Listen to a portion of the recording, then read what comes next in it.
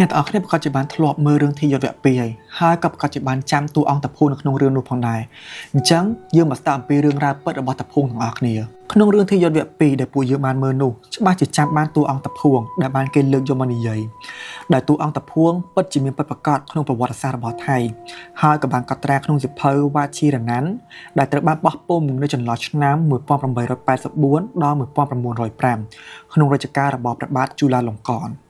ដោយក្នុងការកត់ត្រានោះគេបាននិយាយថាតាភួងគឺជាអត្តដំបងគេបង្អស់របស់ថៃដែលបានកើតឡើងក្នុងខែវិច្ឆិកាឆ្នាំ1892នៅខេត្តឧត្រារឌិត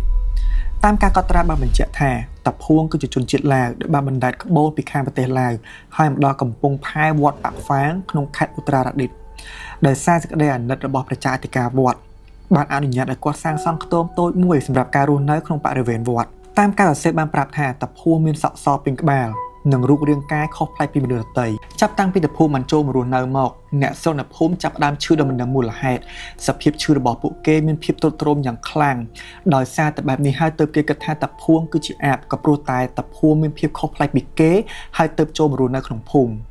ហេតុនេះទើបបានធ្វើឲ្យពួកគេបានដុតបំផ្លាញខ្ទមរបស់តាភួងដើម្បីបណ្តេញតាភួងចេញពីភូមិសូម្បីតែព្រះសង្ឃក៏ចូលរួមក្នុងការបណ្តេញតាភួងចេញផងដែរតែមុនពេលកើតហេតុគេក៏បានចាប់តាភួងមកធ្វើការសួរចម្លើយតែសុកតាភួងក៏បានបាត់ខ្លួនយ៉ាងអាចកំបាំងដោយគេមិនដឹងថាតាភួងបានបាត់ទៅណាហើយគេក៏មិនបានដឹងទៀតថាតើតាភួងពិតជាអាបឬយ៉ាងណាចឹងបើសិនអ្នកនរគ្នាបានដឹងព័ត៌មានបន្ថែមទាក់ព័ន្ធអំពីរឿងរ៉ាវមួយនេះអាចខមមិនខាងក្រោមវីដេអូនេះបានហើយកុំភ្លេចចាំជួបគ្នាជាមួយនឹងវីដេអូបន្តទៀត